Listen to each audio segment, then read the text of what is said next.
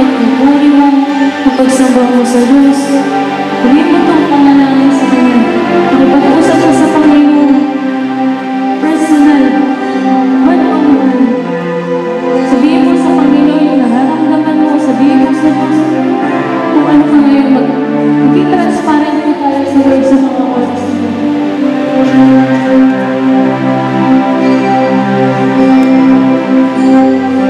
Gusto kong bilhin.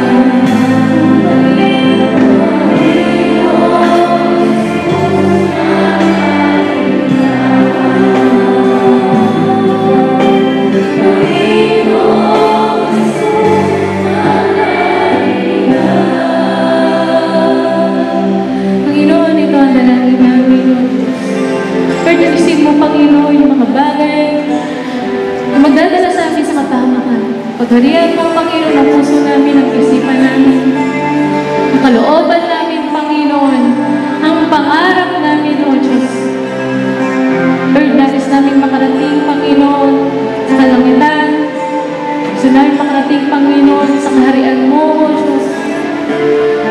Lord, sa mga oras na ito, narito kami, ang puso namin, ang buhay namin, niaalay namin sa iyo, gamitin mo kami, pagharian mo kami. Salamat, Panginoon, sa mga pastor. Salamat, Panginoon, sa mga mensahe na binibigay mo sa bawat isa. Nang Lord, na hindi ka pa tapos, marami ka pang gagawin, marami ka pang kapahayagan sa bawat isa.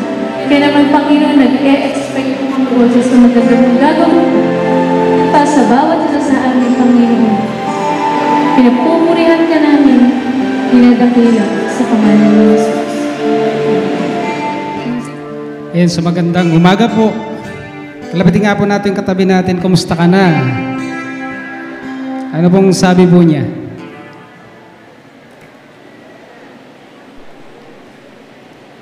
So okay po, so hindi po aksidente na narito po kayo yung mga, especially po yung mga baguhan namin po. Dahil ang Diyos ay lagi pong nagsasalita sa atin na mahal ka ng Panginoon. Amen po.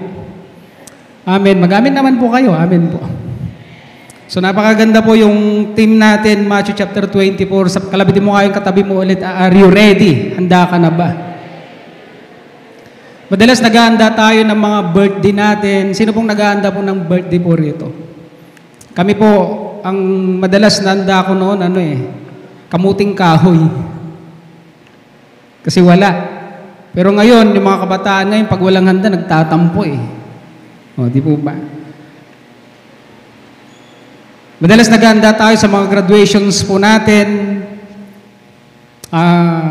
Ang isa pa, sinabi naman ng Biblia na paghandaan mo yung kinabukasan mo, paghahandaan mo yung pag-aaral mo, no?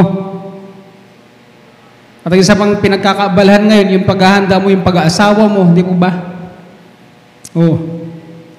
Yung ministry mo, paghahandaan mo.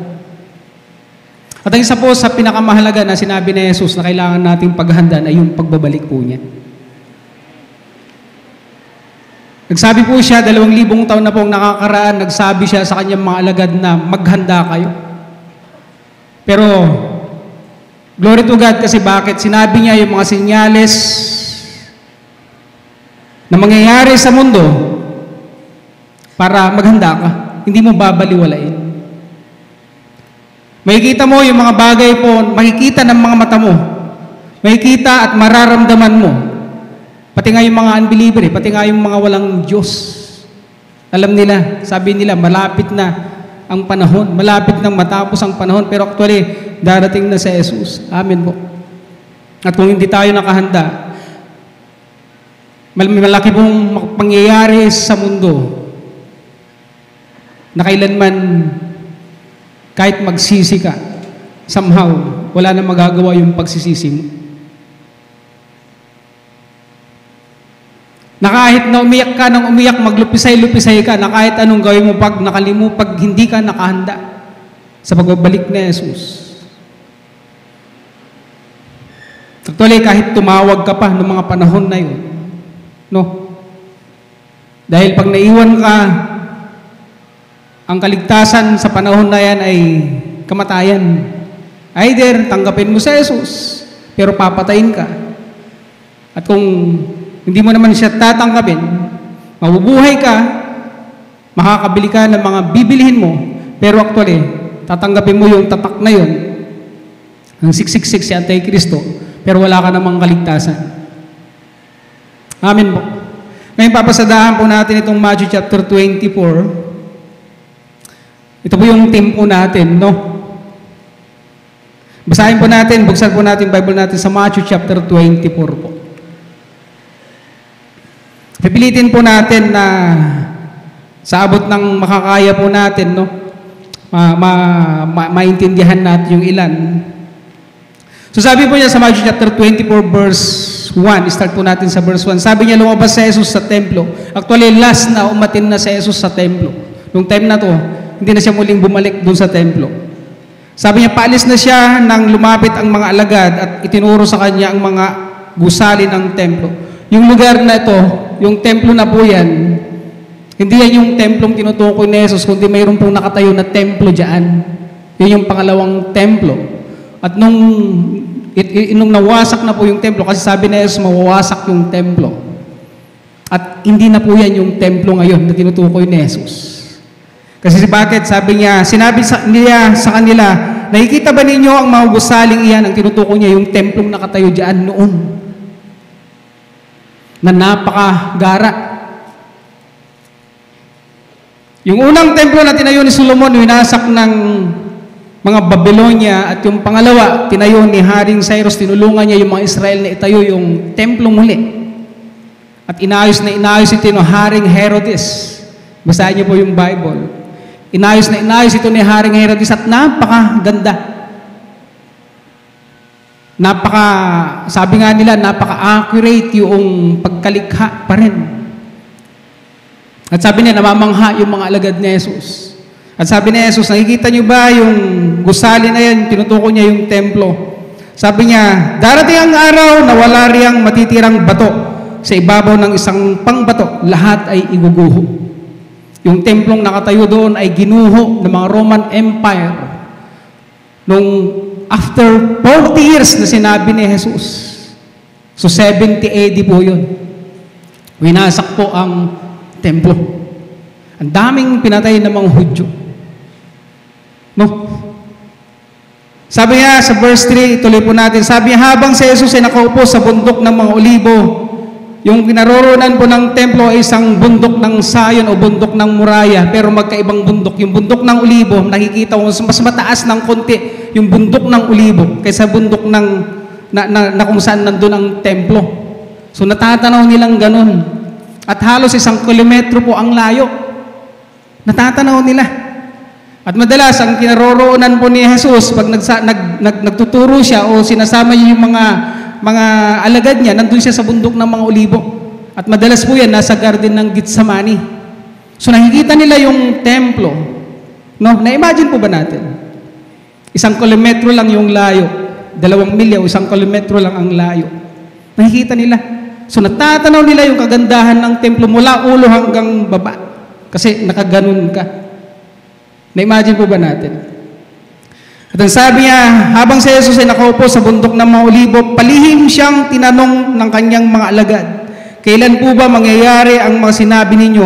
Ano ang magiging palatandaan ng inyong muling pagparito at ng katapusan ng mundo? Napaka-specific yung sinabi nila, yung tinanong nila. Kasi bakit? Aware sila. O kalabitin mo nga yung katabi mo, dapat aware ka. Aware sila, tinanong nila si Jesus. At sumagot si Jesus ng diretsuhan. Sa verse 4, sumagot si Jesus, mag-ingat kayo upang hindi kayo mailigaw ni numan. Bakit maraming paparito sa pangalan ko at magpapanggap na sila ang Kristo. At marami silang maililigaw. Makakarinig kayo ng mga labanan at makakabalita ng mga digmaan sa iba't ibang panig, sa iba't ibang dako. Ngunit huwag kayong mababahala dahil talagang mangyayari ang mga iyon, bagamat hindi pa iyon ang katapusan ng mundo. Makakarinig daw tayo mula noon. Makakarinig na ng mga digmaan, at yung digmaan na yan ay palakas ng palakas. Yung hari sa hari, yung bansa sa bansa, yung mga pinuno sa pinuno maglalaban. Yung mga grupo na ito, yung mga grupo na yung maglalaban. Amen. Walang katahimikan. Sa verse 7, sabi, maglalaban ang mga bansa at gayon din ang mga kaharian. Magkakaroon ng tagutom at lilindol sa maraming lugar. Siguro naman, nababalitaan natin yung mga lindol sa iba't ibang panig ng mundo. Amen po. Sabi ang lahat ng mga ito ay pasimula pa lamang ng mga paghihirap na tulad ng isang babaeng nanganganak. Ibig sabihin, pag isang babae malapit ng mga anak, nandun na yung labor niya. Kaya ang mundong ito ay makikitahan mo ng mga sinyalis ng paghihirap. Amen po. Kaya huwag kayong magtaka kung ang bigas mo ay 20 pesos ang pangako, pero ngayon 60 pesos yata, 58. Kung dati, naabutan ko po yung 50 centavos, bibili kami ng candy. Pero ngayon, I'm sorry, binting ang tawag nila sa amin, 25 cents or 5 cents. Naabutan ko yung mga yon. Kaya matanda na po ako eh. Tawa naman po kayo. Naabutan ko yun. At nakakabili kami ng candy. Pero yung piso ngayon, wala nang mabili. Pag may piso ka noon, ang dami mong pera. Pag may 100 ka noon, mukhang mayaman ka. Amen po. Ngayon yung 100, baon lang ng estudyante. At kung 100, ayaw pa niya. Amen po. May kasama pang load, may kasama pang cellphone. Tama po ba? Pero yung mga bagay na yan ay pamahal ng pamahal. Verse 9, sabi niya, pagkatapos ay kapuputan kayong lahat dahil sa iyong pagsunod sa akin. Pati yung aso, tuturuan nilang magalit sa iyo. Pag sumusunod ka na sa Panginoon, pati yung pusa sa bahay ninyo, aso sa bahay ninyo, no, yung kapitbahay ninyo, minsan pati magulang natin, mga auntie ninyo, huwag kang magtaka. Kung dahil sa pag sinusunod mo ng kalooban ng Diyos, ay nagagalit sila sa iyo. Amen po. Kasi sinabi ng Bible, hindi lang sila kundi maging ibang bayan, maging ibang mga hindi naniniwala kay Kristo, nagagalit na. Sabi niya, marami ang magpapanggap na propeta at ililigaw ang mga tao. Lalaganap ang kasamaan. Ang isang parte ng Biblia na sinabi niya rito, makikita ninyo yung panahon ni Noah. Makikita ninyo yung mga ugali ng panahon ni Noah. Ang mga tao noon ay nag-aasawa at nagiinuman. Amen po. Mahalay. Makalaman. Makikita rin ninyo yung mga panahon ni Lot. Si Lot po, yung panahon niya, yung mga tao gusto nilang asawain yung anghel. So makikita nyo sa uling panahon, itong mga bagay na ito, makikita ninyo yung laganap na kasamaan ay lalong sasama. Kaya yung mga sama ay lalong magpapakasama. At yung mabuti ay lalong magpapakabuti. Amen po. Magiging mahalay ang mundong ito, ang mga tao sa uling panahon, sabi niya, magiging mahalay. Pati si Apostol Pablo, winarningan din po niya na si Timoteo, nagsulat siya na sabi niya yung makikita mo sa mga uling panahon, ang mga kabataan, ang mga bata, ang mga tao sa uling panahon ay walang pakundangan. Amen po. Hello, nandiyan po ba tayo mga kapatid?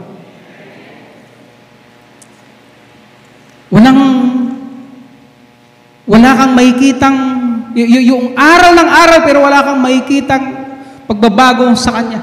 Magiging makalaman, makamundo. Sabi niya, lalaganap ang kasamaan kaya't manlalamig ang pag-ibig ng marami. Kahapon, kanina, hallelujah ng hallelujah, pero mamaya, bukas, hindi mo na makita. Nung isang araw lang, makikita mo, nung isang linggo lang, makikita mo, napakainit yung pag-ibig niya. Pero after 2 days, 3 days, isang linggo, wala na, hindi mo na makita. Ang nakakalungkot pa nito, siya pang mag-aakay ng mga tao palabas sa simbahan. Amen po. Kaya marami ang manlalamig. Nagbibigay ng warning sa Jesus na dapat paghandaan mo itong mga to. Amen po. Pati yung mga alagad niya. Sabi niya, ngunit ang mananatiling tapat hanggang wakas ang siyang maliligtas. Mayroon pong makikita na katapatan dapat sa ating mga Kristiyano. Amen po. Sabi niya, verse 14, ipapangaral sa buong sanlibutan magandang balitang ito tungkol sa kaharian ng Diyos upang magsilbing patutuo sa lahat ng mga bansa at saka darating ang wakas. Ang pinaka-ultimate po na sign na bago bumalik sa Jesus ay ipapangaral muna ang mabuting balita. Ibig sabihin, in the last days, marami pong tatawagin. Sa huling panahon, marami pong tatawagin, lalaki, babae, kabataan, pati alipin, na lalaki at babae. Alam niyo po yung mga alipin nung unang panahon, hindi walang karapatang magsalita. Pero sa huling panahon, in this last days, sa panahon natin, pati yung mga alipin, lalaki o babae, ay magsasaysay ng salita ng Diyos. So bibigyan sila ang Espiritu ng Diyos ay ibubuhos sa kanila. Ito yung pagkakataon naman natin. Amen po. Sabi niya, ipapangaral mo ng mabuting balita sa darating ang wakas. Ibig sabihin, pag natapos na ang ministry natin ng church, kasi ang pagbubukas ng simbahan, ang pangangaral ng Word of God ay matatapos. Amen po. Hello, amen po. Bakit? Maririnig ng lahat. Dapat marinig ng lahat.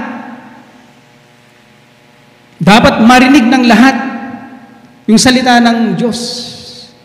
Kaya sa huling panahon, ang daming tatawagin. At magsasaysay sila ng salita ng Diyos. Ibig sabihin na magsasaysay, napakagaling po nilang mag-share. Yung anointing ng Diyos, nasa kanila. Hindi mo makikwestiyon yung pagiging bata niya. Ang magko-question lang yung mga hindi naintindihan yung huling panahon. Pero sa panahon natin, marami pong tatawagin na mga kabataan at gagamitin ng Diyos para i-share ang salita ng Diyos. Amen po. So, kalabitin mo nga yung katabi mo, baka isa ka doon. Magkakaroon po ng mga panaginip yung mga matatanda at magkakaroon ng ambitions yung mga kabataan. Mabubuksan yung mga spiritual na mata po nila. At pag ipinapangaral mo ang mabuting balita, laging mayroon pong himala. Amen po. Pwedeng hindi makita ng mata mo, pero sa puso ng tao, mayroon pong malaking himala. Ano yun? Nakikilala nila si Jesus at sinusuko nila yung buhay nila sa Panginoon. At tinatanggap nila bilang Panginoong tagapagligtas. Isa yan sa pinakamalaking himala at na-born again yung tao. Sabi niya, papangaral muna ang mabuting balita sa darating ang wakas, magpapatotoo yung sign na to, yung salita ng Diyos, ito yung magiging patotoo sa lahat. Nagbibigay ng warning at patotoo sa lahat. Yung liwanag ni Kristo ay magniningning sa iyo. Amen po. Yung kapangyarihan ni Kristo na nasa atin ay magkakalat yan. So, ibig sabihin, walang dahilan. Huwag mong sasabihin, Panginoon, hindi ko narinig ang salita ng Diyos. Panginoon, hindi ko nabalitaan yan. Isasaysay ng mga taong ito, ng mga kabataan, tayo, sa panahon natin, isasaysay nila na babalik si Jesus. Amen po. Sasabihin nila, darating ang tagapagligtas, babalik si Jesus. Yung mga taong natisod dahil sa dumating si Jesus na siya isang tupa. Kasi ang ina-expect nila isang hari. Pero ngayon, babalik si Jesus na isang hari. Ibig sabihin, mananagot yung mga tao mo na hindi siya tatanggapin bilang hari, pero maririnig nila ito. Makikita nila, mararamdaman nila ito. Amin po. Pero tatanggihan nila. Maraming tatanggi. At ang nakakalungkot, yung mga nakatanggap ay pwedeng manlamig. Yung pwedeng ginamit ng Diyos ay pwede rin namang mawala. Amen po. Pwedeng binigyan siya ng maraming talento. May mga talento na ibinigay sa kanya. Pero pag hindi siya napagkatiwalaan, may iwan siya. Kasi po bakit? Tulad ng sinabi ni Pastor Boy kagabi, dalawang phase o dalawang bahagi ang pababalik ni Jesus. Una, yung rapture. Ito yung inaantay natin. Amen po. Pero wala pong sign ng rapture. Anytime, pwede mangyari po ang rapture. Ano po ito? Nakalagay po sa unang Thessalonica chapter 4 na sabi niya yung mga patay na nauna na, yung mga patay na mananampalataya kay Kristo ay bubuhayin muli. At yung buhay pa, tayo, kung buhay ka pa on that time, amen po, isasama si Jesus, hindi lalapag yung paa niya dito sa lupa, na dun sa lapaap. Mauna muna yung mga patay, saka yung susunod yung mga buhay. Saka tayo sasama dun sa kalangitan. Sabi ni Jesus, pag naipaghanda ko na kayo na matitirhan, isasama ko kayo. Nangako ang Panginoon. Amen po. So yun ang rapture. Pero hindi mo alam, hindi makikita ito ng tao. Hindi ito makikita. Sa isang isap mata, napakabilis. Hindi nga halos mahabol, hindi mahabol ng mata. Hindi mahabol ito ng mata. Nakuha po natin, amen po. Pero yung pababalik niya, yung lalapag, yung paa niya dito sa lupa, babalik siya, makikita ng lahat ng tao. Makikita yung glory niya, makikita ng lahat ng tao. At yung trompeta, yung isang malakas na tunog ng trompeta, maririnig po ng lahat. Kakaibang tunog, amen po. Hello, amen po. Maririnig ng lahat. At yung pagbaba niya, makikita ng mga mata ng lahat ng tao. Yung glory niya at yung kapangyarihan niya, makikita, mararanasan niya, makikita yan ng mga tao. Yung pagbaba niya. At kung naiwan ka sa unang bahagi, after ng rapture kasi, meron pa pong bahaging mangyayari. Nasusundan po ba natin? Amen po. Bago yung paglabak niya, after ng rapture, mayroon pa pong 7 taon na paghihirap. At yung mga naiwan sa rapture, kawawa dito. Kaya sabi niya sa verse 15, kapag nakita ninyong nagaganap na sa dakilang banal ang kasuklam-suklam na kalapastanganang tinutukoy ni propeta Daniel, ang tinutukoy niya yung templo. Yung templo na winasak nung panahon ng Roman Empire, mula noong 70 AD hanggang ngayon, wala pa pong templo. Nasusundan mo ba natin? Amen po. Hanggang ngayon. Ang templong nakatayong doon ay ito pong Temple Dome. Ito pong Temple Dome ang nakatayo doon. Pero mula noong 70 AD hanggang 2024 until now, wala pa pong nakatayong templo. Nasusundan po ba natin? Pero, nabigyan po ako ng pagkakataon na makarating po doon sa Israel. At mayroon pong Temple Institute. Pinasok po namin yun. Yung Temple Institute na po yun, noong 1995, ang templo po, ang pangatlong templo, yung templong tinutukoy ni Daniel David, ni Prophet Daniel. Ang templong tinutukoy niya, noong 1995, yung Temple Institute, yung templong itatayo nila dyan, ay naroon na yung engineering design niya, yung detailed engineering design niya. Kung paano siya itatayo. Yung damit po ng punong pare, nandun na naka-display. Yung damit ng mga musician, nandun na naka-display. Yung pulpito na ginto, at yung kaban ng tipan, nandun na naka-display. Yung minura, yung candlestick, nandun na po naka-display. Yung pagsusunugan ng mga hayop na iaalay, nandun na po naka-display. Ibig sabihin, almost 2,000 years mula noong, hindi ko na alam kung ilang eksaktong date ito. Pero ngayon, nag-i-start na nilang planuhin itayo ang templo.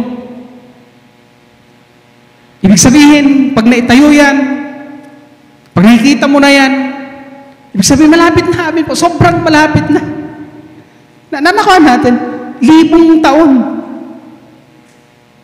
Tinanong ko po yung nag-a-assist sa amin. Sabi ko, i-Tagalog ko na lang kasi nahirapan ako sa English. Sabi ko sa kanya, yung mga gamit ba doon, totoo? Yung kaban ng tipan, totoo bang ginto yan? Ang tanong niya, ang sagot niya sa akin, what do you think? Ano ang nasa isip mo? So, kasi bawal pong mag-video. Kasi ang daming ginto. Sabi ko, pag sa Pilipinas to,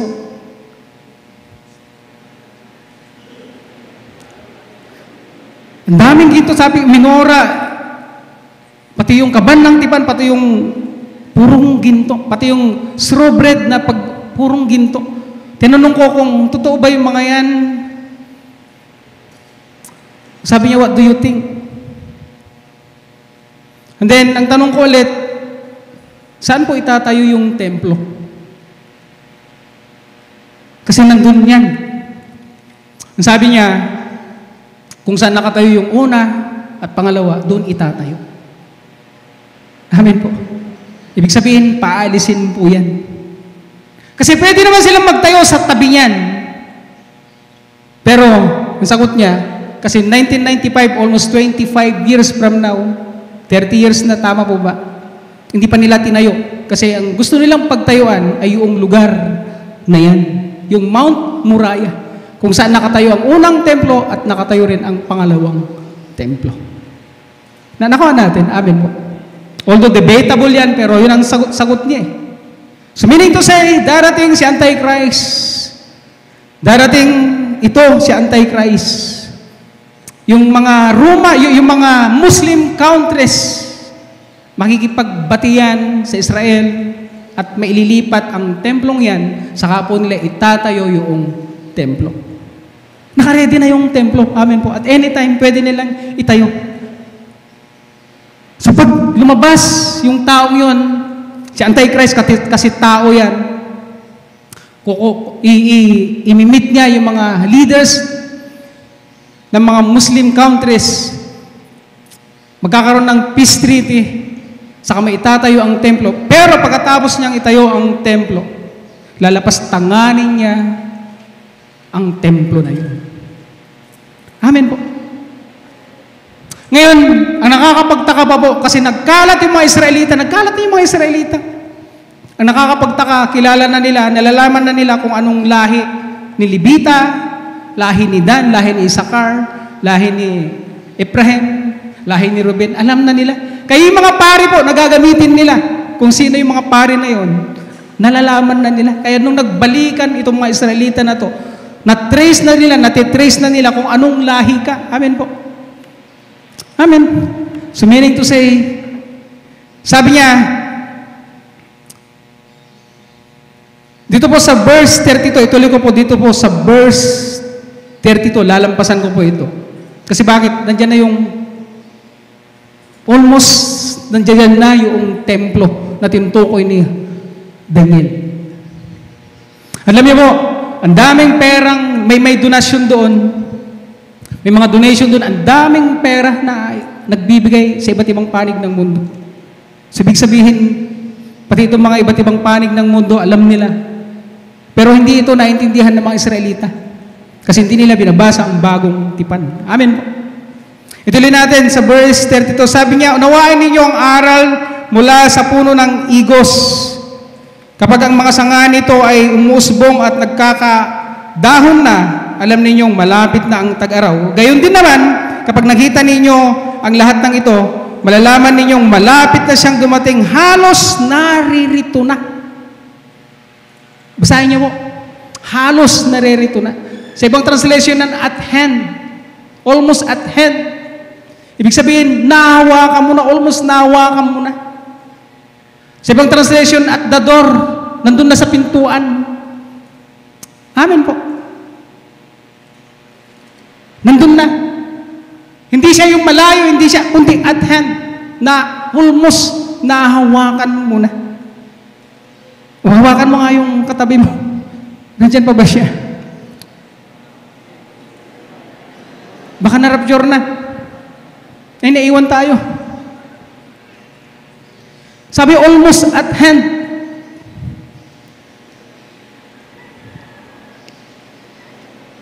Sa iba naman, sabi kung nasaan ang mga bangkay, naroon naman nagkakatipon ang mga buwetre. Yung tinutukoy nito, yung mga buwetre po.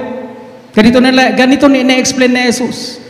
Kasi yung mga buwetre po, kung nasaan yung mga bangkay, meron po silang instinct na hanapin yung bangkay.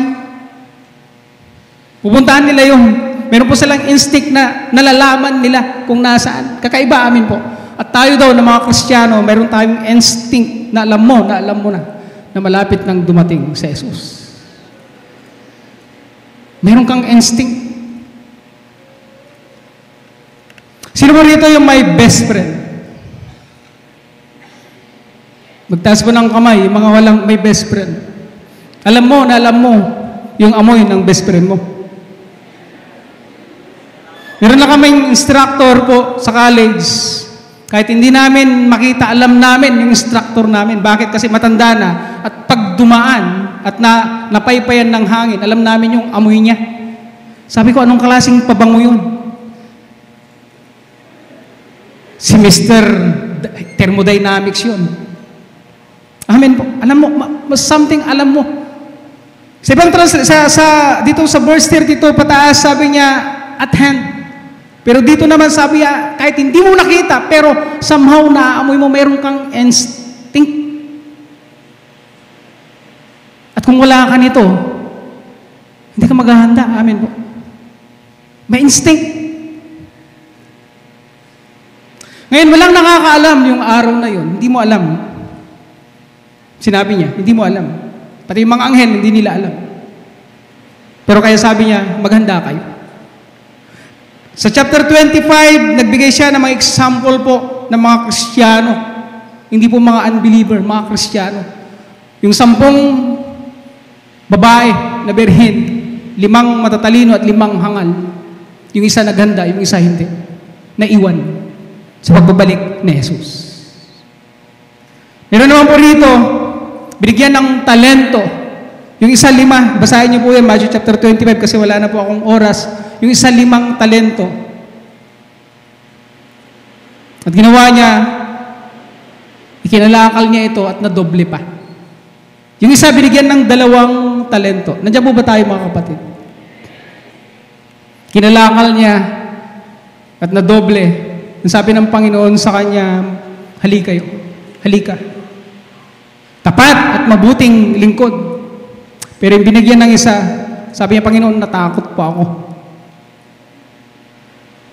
Hinayaan niya na wala siyang ginawa. Hindi niya binawasan, hindi nadagdagan.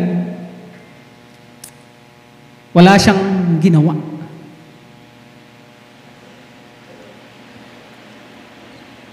Sa mga talento na binigay ng Diyos sa kanya, wala siyang ginawa. At sa huling panahon, dami po nating gagawin. Pero, magbibigay lang po ako muna ng mga konting kasi kailangan nating i-ready yung sarili natin. Amen po. Kalabitin mo nga yung katabi mo, dapat mag-ready tayo.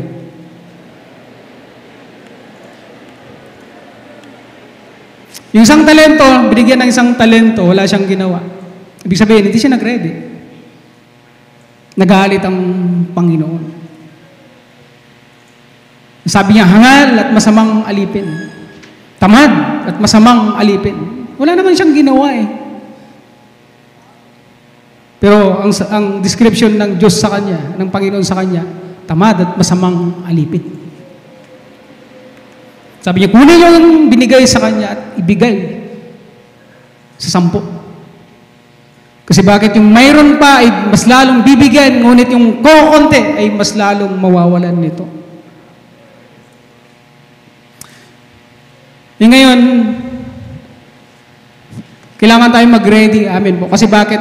Tayo pong lahat ay inihaanda ng Panginoon sa kanyang pagbabalik. Amen po. Kasi ayaw niya na ni isa dapat walang maiwan. Gusto niya yung pamilya niya ay maisama niya. Gusto ng Diyos yung buong pamilya niya ay makasama sa kaharian ng Diyos. Pero kung hindi ka maghahanda, may iwan ka at kahindik-hindik ang mga pangyayari na susunod ng mga panahon na ito. Amen po. Hindi po ako nananakot, pero ang Biblia po ang nagsasabi. Ang sabi po niya dyan, wala ka na makikitang kasing hirap sa susunod pang panahon. Wala ka na makikitang singgulo. Yung mga tao gusto nilang mamatay, pero hindi sila mamamatay kasi bakit? Mararanasan nila ang puot ng Diyos. Ngayon, nararanasan natin ang pag-ibig ng Diyos. Pero yung panahon na yan, pag naiiwan ka at pumunta ka sa tribulation, hindi pag-ibig ng Diyos ang mararanasan mo. kundi yung puot ng Diyos. Yung puot ng isang hari na sumuway sa Kanya. At yung mga taong naiwan, gusto nilang mamatay, pero hindi sila mamamatay dahil mararanasan nila. At yung iba po na tumanggap ng tatak ni Antikristo dahil sa pilitan yan, hindi sila maliligtas. At ang kaligtasan sa panahon na yan ay kamatayan. Ngayon, mag-desisyon ka. Amen po. Amen. Okay po. Meron pa akong konting oras. So ano dapat nating gawin? Tinatawag ko na po yung mga music. May nakuha po tayo. Amen po.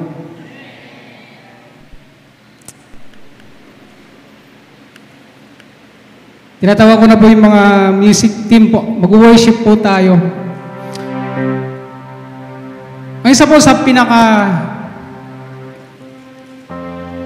ayon sa akin naman po ito. Pero sa palagay ko, pati ang Diyos sa Biblia. No? Na pag si Jesus nung tinawag siyang Panginoon, Panginoon. Alam mo yung sabi niya, huwag mo akong tawaging Panginoon, Panginoon kung hindi ka susunod. So maging si Jesus, pag tinawag mo siyang Panginoon at alam niya na hindi ka sumusunod, sabi niya, wag. Wag. Kasi napaka-contradicting. Sa kabila ng Kristiyano ako, pero iba naman ang ginagawa mo. Contradicting, di po ba? Dahil ang Diyos, tinatawag tayo sa banal na pamumuhay. Para maging handa po tayo, meron ko akong may 5. Actually, matagal ng teaching ito. Siguro may share ko lang ito ng mga 5 minutes. Para maging handa tayo. 1, sabi niya maging matapat sa paglayo ng kasalanan. At maging banal sa harapan ng Diyos. Kalabitin mo kayong katabi mo, maging matapat ka, lumayo sa kasalanan. Marami pong nagsasabi, Kristiyano ako, pero yung buhay nila taliwas sa prinsipyo ng Diyos. Mahalay. Nung tinanggap mo si Jesus bilang Panginoon mo, tagapagligtas, mayroon ka pong binigyan ka ng Diyos ng kapangyarihang labanan ng kasamaan. Si Pablo sabi, nasaan ang kamandag ng kamatayan yung kasalanan? Dahil tinanggap mo si Kristo, hindi na dapat naghahari yung kasalanan na yun. So yung bisyo, yung mga maling ugali, yung mga maling prinsipyo, dapat isuko natin sa Panginoon. Amen po. Yung mga maling barkada, paglalasing, pag-iinom, pagsamba sa Diyos-Diyosan, galit, puot, sama ng loob. Iwanan mo. Kahapon, tinanggap mo si Jesus, kagabi. At hanggang ngayon, ini-introduce natin si Jesus na tanggapin mo siya bilang Panginoon mo, tagapagligtas. At kasama sa pagka-Panginoon ni Jesus sa buhay mo, ay isuko yung mga maling bagay na yun. Nandiyan po ba tayo mga kapatid? Nung na-born again po ako, kasama yung bisyo na yun, sabi ko, madali lang palang isuko yan kasi kasama ko na si Jesus. Amen po. Naging madali na, hindi na naging mahirap sa akin. At mabuhay na banal sa kanyang harapan. Ang Diyos ay banal, kaya dapat tayong mamuhay na banal. Requirements yan. Pangalawa, maging matapat sa pagdalo ng church, ng gawain. Sa mga matatagal na, alam na nilito. Amen po. Kung hindi ka umaaten, optional sa'yo ang pag-attend ng gawain, yung church. Hindi ka nakahanda. Amen po. Kung problema pa sa'yo ang pag-attend sa simbahan, kahit 30 years old ka na, 60 years old ka na, kahit tumanda ka na dyan sa simbahan, kung problema pa rin ang pag-attend sa'yo sa simbahan.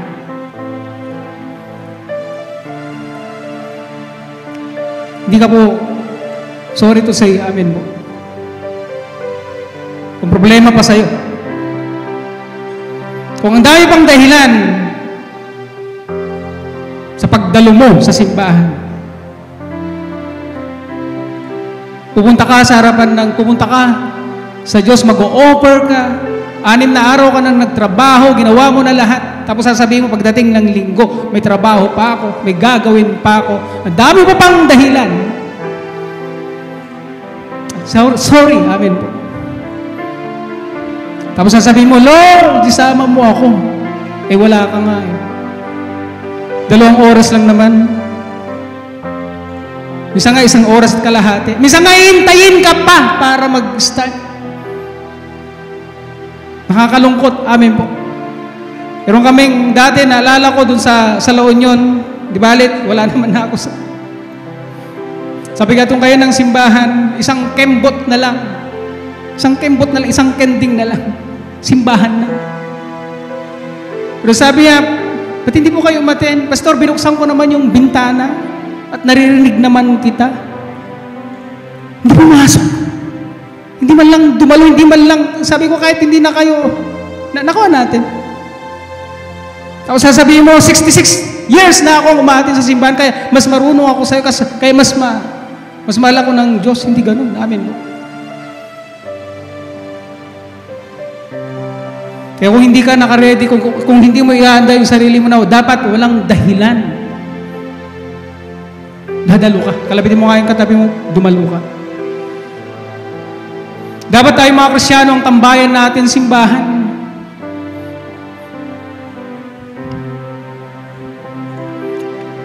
Pangatlo po, maging matapat sa pananalangin. Kung hindi ka naman nagpipray,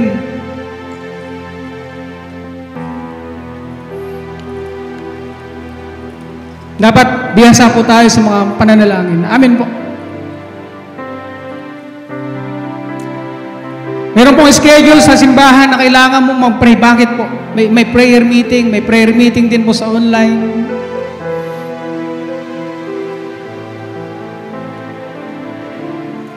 At kung ang dami mong dahilan para umatin ng panalangin, paano ka makakasama? Amen po. Hello? Paano masasabing ready ka? Kung prayer lang, 2 oras, 3 oras, o 4 na oras, amen po. Napaka-iksi po yan. Pero kung hindi mo man magawa, sasabihin mo, pag-pray nyo na lang po ako, sama nyo na lang sa prayer ako. Hello, amen po. Paano mo malalaman ang kalooban ng Diyos kung hindi ka magpe-pray? Kasi sa prayer, nakikipag-usap ang Diyos. Paano mo mararamdaman ang damdamin ng Diyos na nagagalit na sa sayo or ayaw niya kasi may mga maling ginagawa? Paano mo malalaman? Kasi i-represent mo, harap ka sa Kanya at sasabihin niya kung, sa prayer, actually, sasabihin niya kung ano ang dapat mong iayos. Sasabihin niya kung anong dapat mong gawin. Hindi tayo perfecto, pero mostly, ganyan ang pagkilos ng Diyos. Sasabihin niya kung anong kalooban ng Diyos sa'yo. At kung hindi ka magpipray, hindi tayo magpipray, aasa na lang tayo sa mga pastor, aasa na lang tayo sa mga worker. Nandiyan mo ba tayo mga kapatid? Dapat maging matapat ka sa pananalangin. Pang-apat, maging matapat sa ministry. Sino bang may mga ministry po rito? Wala na pong nagtaas kasi hindi sila matapat. Sino bang mga ministry po? Taas po yung mga ministry. Kahit follow-up ministry, kusina ministry, taga-sundo ministry. Ano ba? Music, kasi ang alam natin, music ministry, puro ganun, hindi. Lahat po ng gagawin na pinagkatiwala ng Diyos sa'yo ay ministry. Ako po, nag-start po ako sa gitara. Pag nakikita ko yung gitara, ba't gusto kong hawakan ito? Tapos pag naggitara na ako, alam yun, nasusugat yung ito ko pag nagigitara. Kasi mga song leader namin, dalawa yung song leader namin. Pag nag-practice po kami, ang haba. So nasusugat yan, dumudugo, kasi hindi ako marunong maggitara. Yung number 5 nga, number 5 ba yun, pinakamalapad? Yung number 6, napuputol sa akin. Tapos pag nagigitara po ako, tanongin niyo po si Ate Merna, si Pastora, gumagano yung, ito. Pag magta-transpose na, gumaganon ako yung ito ko, yung balikat, lumilipat din. O, tapos yung song leader namin, pag nagkamali, titignan kang ganyan, no? Titignan ka. Pero matapat. Amen po. Maging matapat lang. Tapos kada linggo, pag ano namin ng linggo, yung gitara nawawala sa tono. Mayroon pa kamang elder. Sabi ang tagal-tagal mo na, brother, hindi ka marunong magtempla ng gitara. Sabi ko, hindi nga ako marunong mag-gitara. So nung narinig ko yung pagtimpla niya ng gitara, kasi wala pa yung mga ano, yung pangtono. Wala pa yung ano, tawag dito yung electronic. Ding ding ding ding ding. Dineng ding.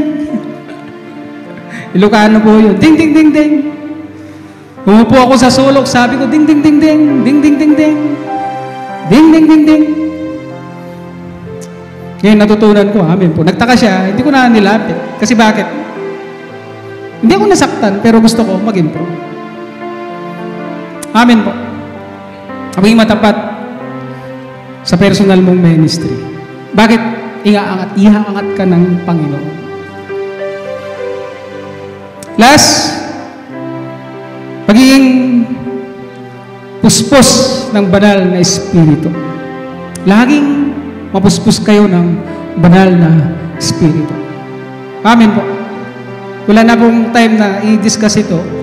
Pero, panahon pa po yan. Nung unang-unang na-born again po ako, unang-unang attend ko po ng Rema, yung camp.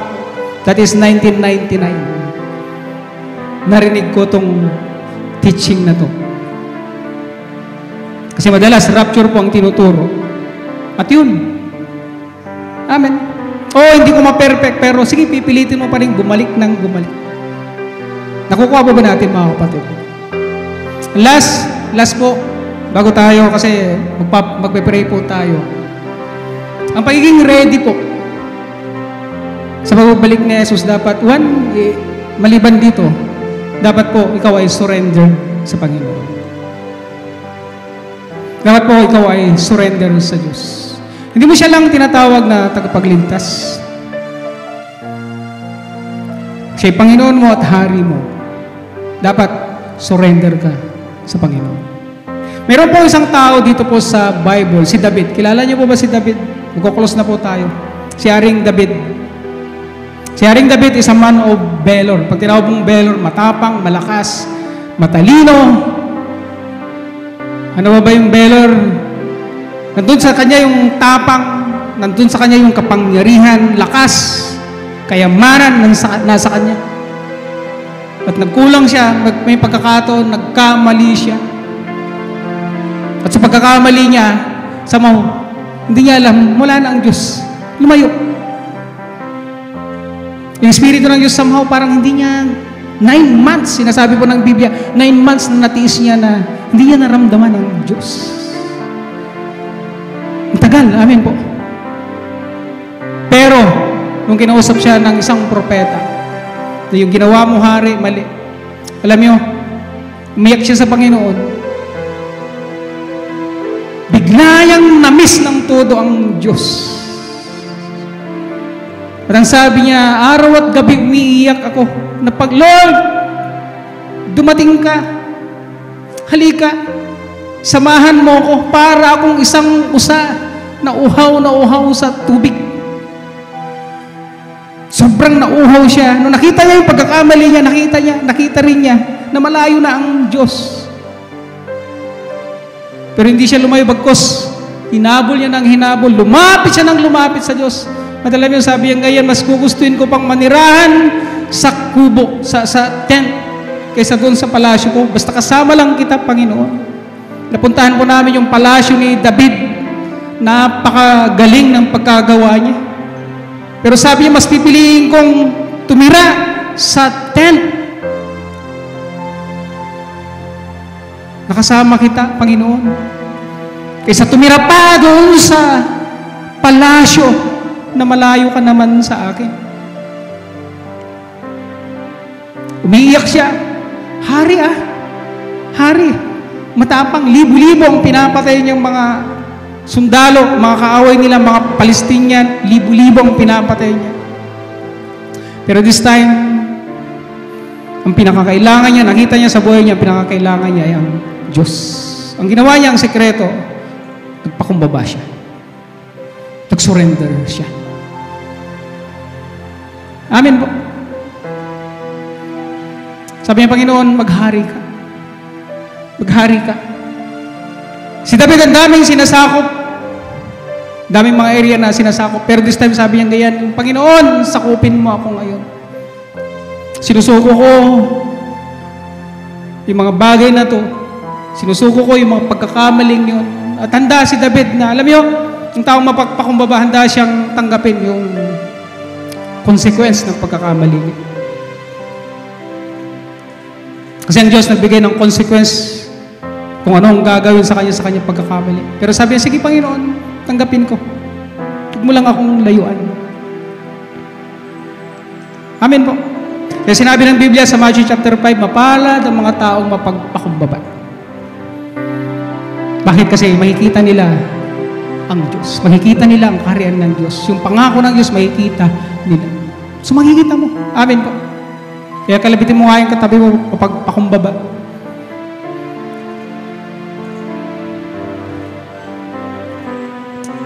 Kaya nating sakupin tayo ng Diyos. Ako, pastor po ako, matagal na, nasa 24 years na po ata, nasa 20. Pero every time na may mga bagay po, everyday dapat, Lord, sakupin mo ako.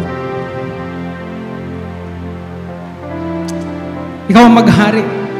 Sakupin mo ako. Sinusuko ko yung buhay ko, sakupin mo ako. Hanggang sa ikaw ang makita.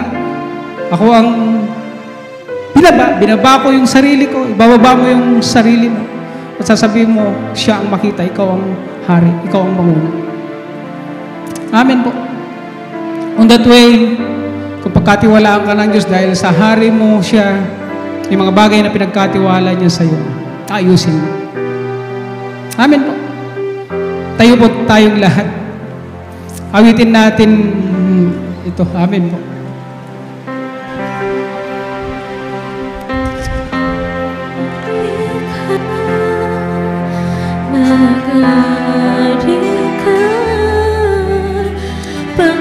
Pwedeng tinawag mo siyang Panginoon mo. Pwedeng tinawag mo siyang tagapagligtas mo. Pero i-check po natin, baka hindi siya ang hari mo.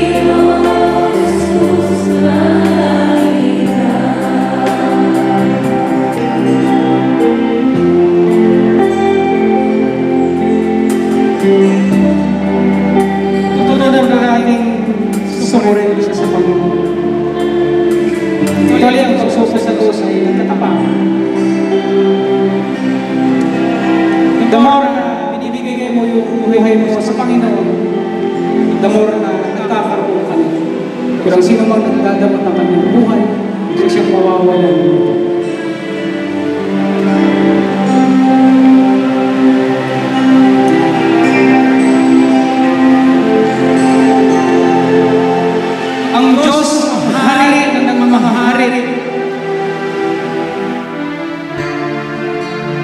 I-establish niya yung kaharian niya. Sa panahon na yun, pag hindi ka nakahanda, nagbigay ng warning sa Jesus na sobrang nakakatakot ang mga huling panahon. Alam niyo ang tinutukoy niya? Wala nang pabanjing-banjing na Kristiyano. Wala na po yung pa-easy-easy na Kristiyano. At ang isang paraan po rito, yung surrender, yung buhay natin. Na Lord, nakahanda ako.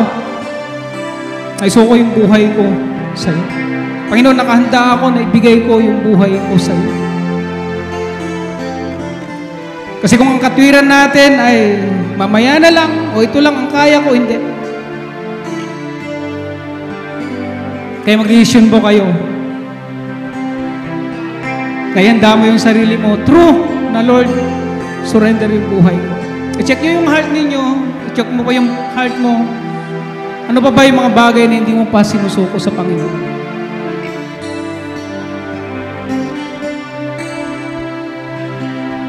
Ang pagpapatawad po ay required. Minahal tayo ng Diyos, kaya magpatawad kayo. Kahit anong ginawa ng tao, magpatawad ka. Required po yan, hindi option. Patawarin mo yung kapwa mo, yung parents mo, yung kapatid mo, kahit anong ginawa niya, patawarin mo. Yan ang buhay ng Kristiyano. Amen po.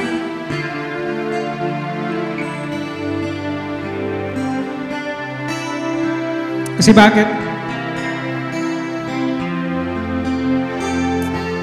Masasaktan ka sa mundong ito, maraming mga nakakasakit. Yung masasaktan ka. Kasi sabi niya, persecution. Nakakalungkot, pati yung mga mahal mo, ipe-persecute ka. Yung hindi mo na-expect, ipe-persecute ka, sasaktan ka. Pero wala kang option, kundi magpatawad.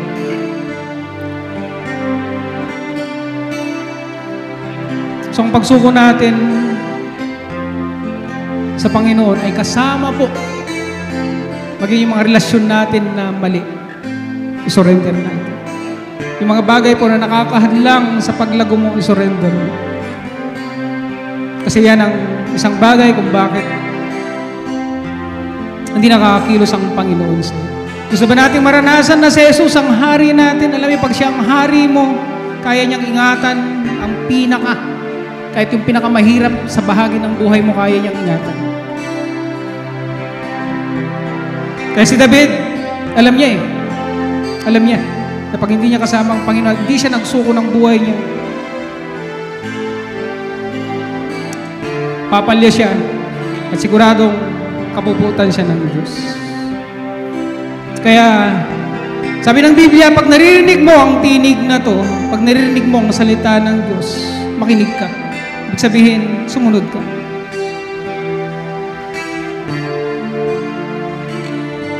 Kaya ang Diyos ay nagtatawag ng mga anak niya. Siya bilang hari natin, surrender natin buhay natin sa Panginoon. No? Surrender life ay isang napakalakas na buhay kasi kasama mo ang Panginoon. Amen po. Abang inaawit natin ito, maghari ka, itas natin mga kamay natin. Yung totoo from your heart, sa Panginoon, maghari ka. Maghari ka.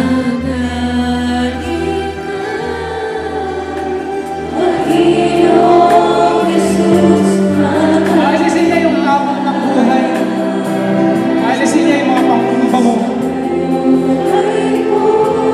Alisin niya yung bundok ng buhay natin. Pinakamahirap na bagay sa buhay. Dahil siya. Sabihin natin, maghari.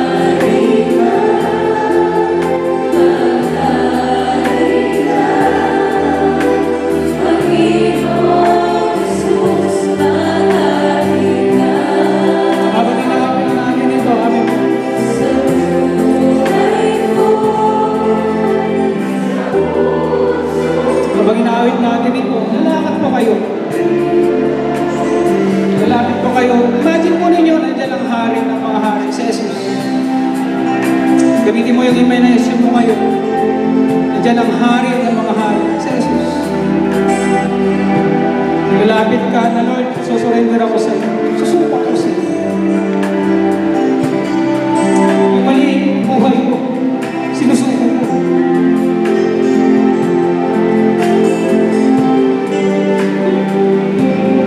Yung sikreto ko na mali. Yung bisyo ko. Yung galit ko. Sinusuko ko. Kasi kay Kristo matatagpuan natin ang kalooban. Yung ministry ko, pinagkakatiwala ko, gamitin mo ako, maging matapat na ako dito.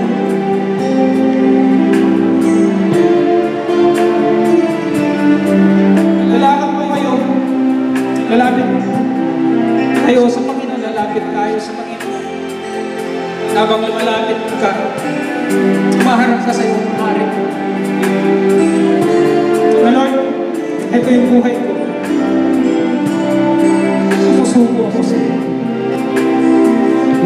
Hindi mo lang siya tinanggap bilang Panginoon at tagapagligtas mo. Tinanggap mo siya bilang hari.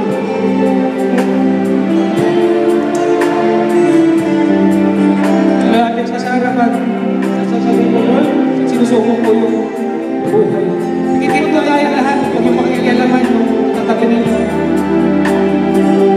Pinatawag kita. Lapit pa kayo sa harapan. Lord, sinusuko ko. Sinusuko ko yun. Yung buhay ko. Ingatan mo ito. Sa'yo na ito. Maging matapang ka na isuko yung buhay mo sa Panginoon. Pati yung mga pasakit sa buhay natin, isuko mo. Huwag mong kimkimin. Huwag mong akuhin. Huwag mong sarilinin dahil may hari ka.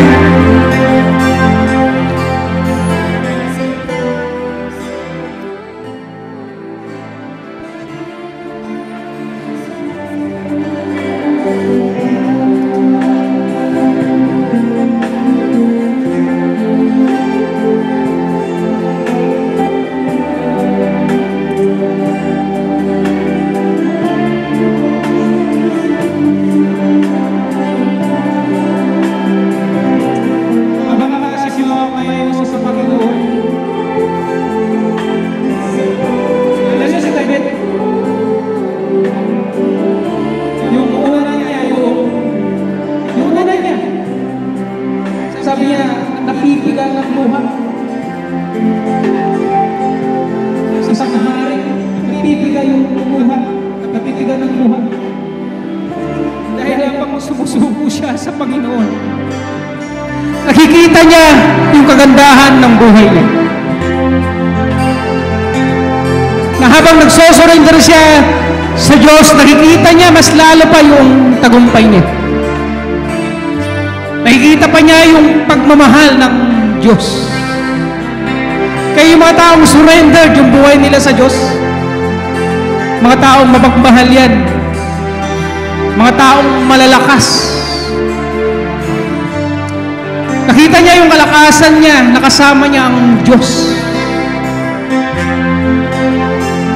At sabi niya, hindi ako lalakad pag hindi kita kasama, Panginoon. Tuloy pa rin yung tagumpay niyo. Sabihin natin, maghari ka, maghari ka, maghari ka,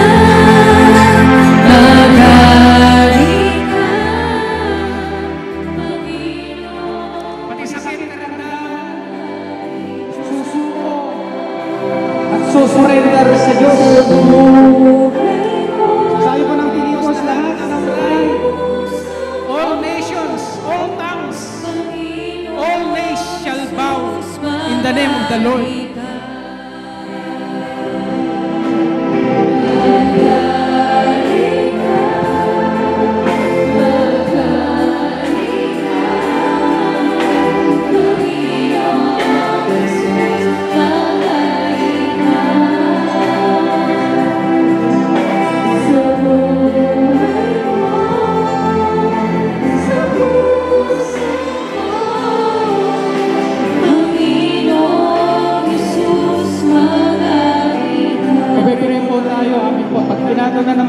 pastor yung kamay nila sa inyo. Lord, sabihin mo, maghari ka.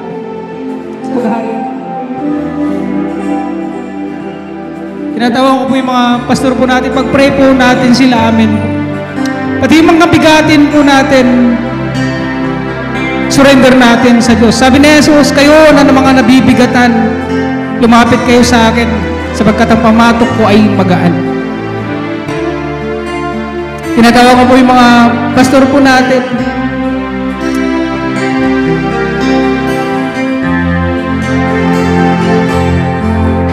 Ihanda mo yung sarili mo. Alam mo, ang ilan sa inyo ay tinawag ng Diyos. Hindi isang miyembro. Hindi isang miyembro. Kundi sa mga panahong ito, ikaw ay magsasaysay ng salita ng Diyos. Pagbubuksan mo na yung bibig mo, lalabas na yung salita ng Diyos, yung tabak na magkabilay talim.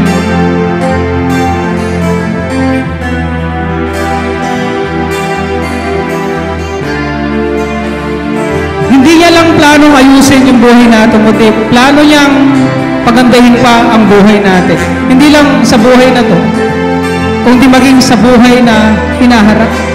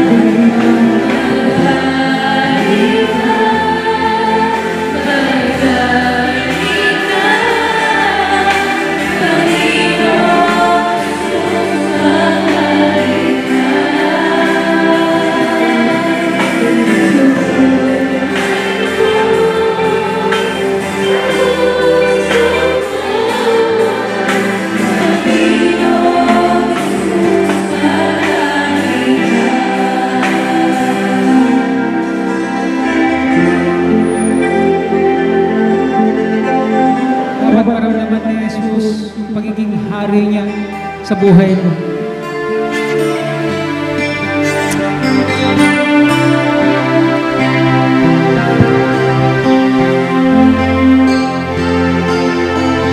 Siya yung bigyan mo ng pinakamalawak na bahagi ng buhay mo hanggang sasakupin ka niya ng sakupin.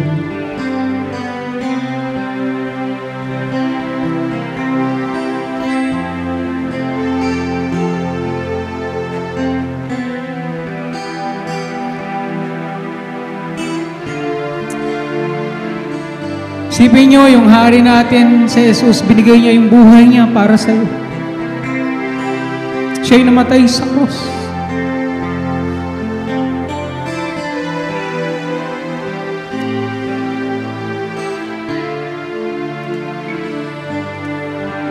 Nabanggit ko po kanina, nabigyan po ako ng pagkakataon na makarating po doon sa Israel. Tinuro po kami doon sa kung saan siya pinahirapan, kung saan siya hinagupit.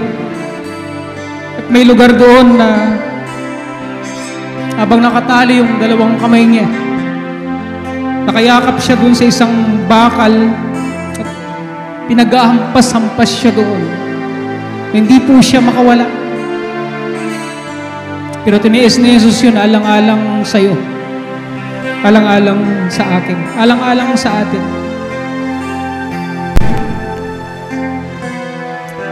Pinahiya siya, inalimura ng maraming tao. Na dapat tayo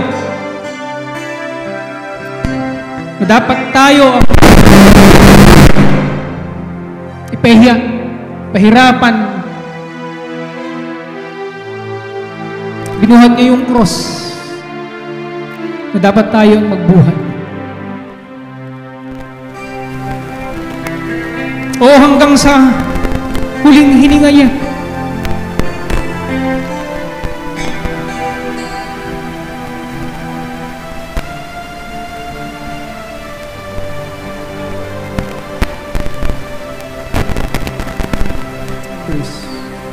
Pati po yung taong makasalanan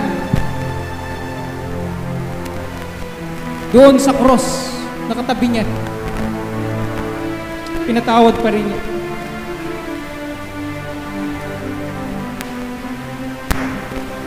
Tinis niya po yung hirap. Akala natin simpleng ganun lang, hindi po. Dinurahan siya sa mukha, sinampal, nag-iinsulto na dapat tayo, dahil tayo ang nagkasala, hindi naman po siya. Pero alang-alang sa pag-ibig niya sa'yo, alang-alang sa pagmamahal niya sa'yo,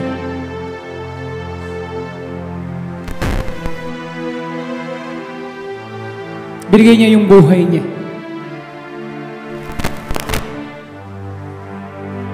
Sabi nila, hindi mo na makilala si Jesus. Nung siya po ay pinarurusahan, hindi mo na siya makilala. Yung tibok ng puso niya at yung baga niya na nakikita mo na.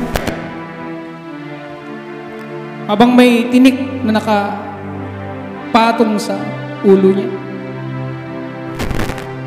Sobrang hirap na yun. Pero yung mga pasakit na yun ay nadaig niya alang-alang sa pag-ibig niya sa iyo.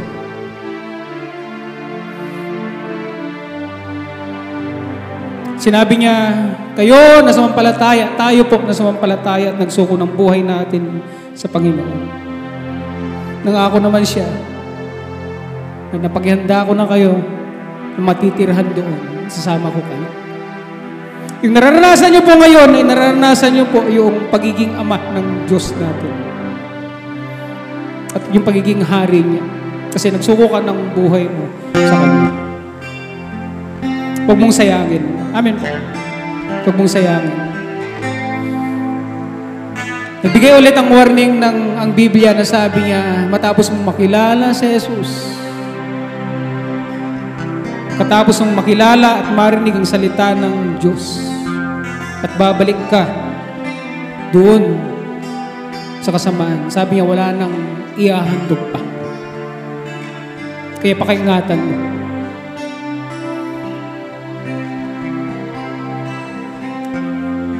Laging magre-remind po ang Diyos sa atin.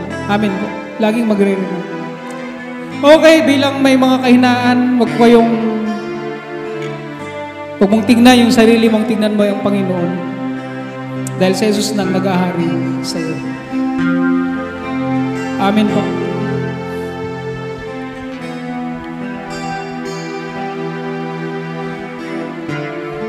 Siya'y hari, siya'y Diyos, pero binaba niya yung sarili niya. Alang-alang sa atin. Then sabi niya, babalik siya. Babalik siya. Taas natin mga kamay natin. Lord, nakikita mo yung kamay.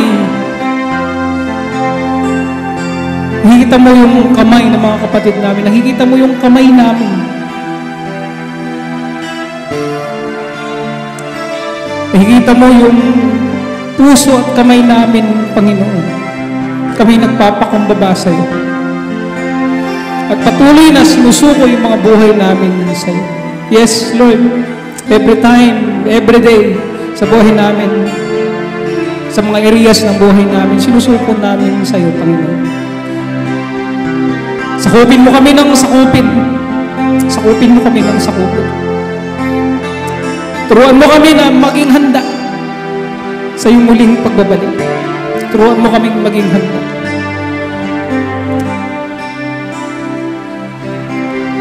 Kaya mo ang buhay namin ay mapuno ng pagpupuri. Kaya mo ang buhay namin ay mapuno ng pag-ibig mo, Panginoon. Kaya mo yung buhay namin, yung puso namin ay mapuno ng iyong kapangyarihan.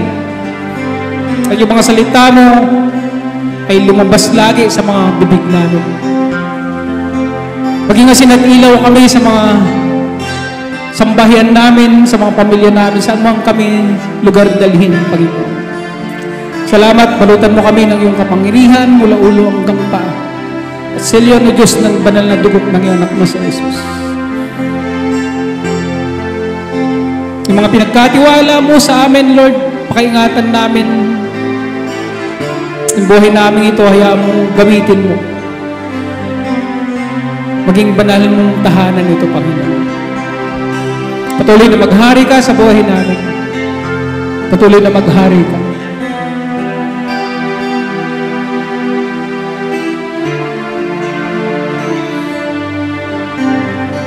Isa pa nga sabihin natin, maghari ka for the last time. Maghari.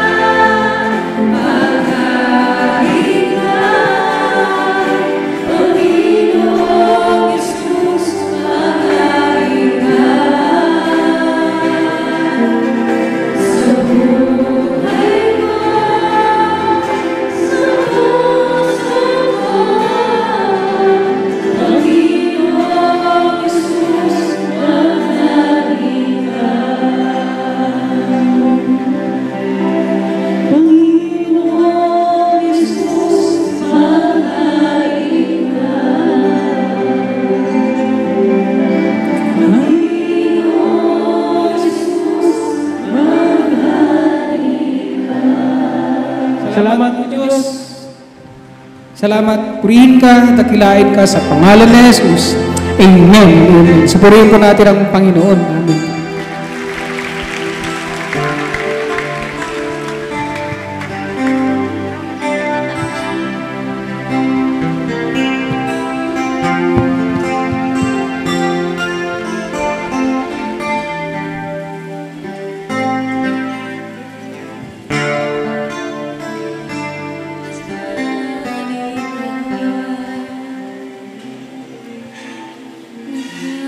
Maghari ka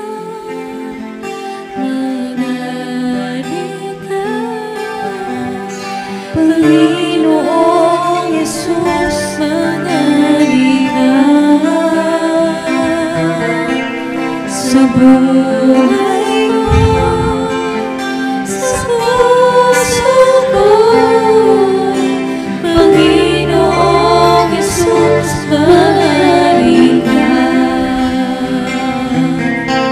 Maghari ka, maghari ka, Panginoong Jesus, maghari ka. Sa buhay ko, sa puso ko, Panginoong Jesus, maghari ka. So, praise the Lord po. Purihin po ang Panginoon sa buhay ni Pastor Marlon. And so, marami na po ba tayong nakukuha? Marami po ba tayong natutunan? And so, meron na lang po tayong dalawang session ng ating pong divided seminar. So, sino po dito yung tapos na? Divided. Yan, praise the Lord po. So, kasi mamaya pong hapon, magsusulat tayo ng feedback. Ano yung natutunan natin sa service, tsaka divided. Ganon. Sa mga devotion, di po ba nagsishare tayo, devotion, ganon, services.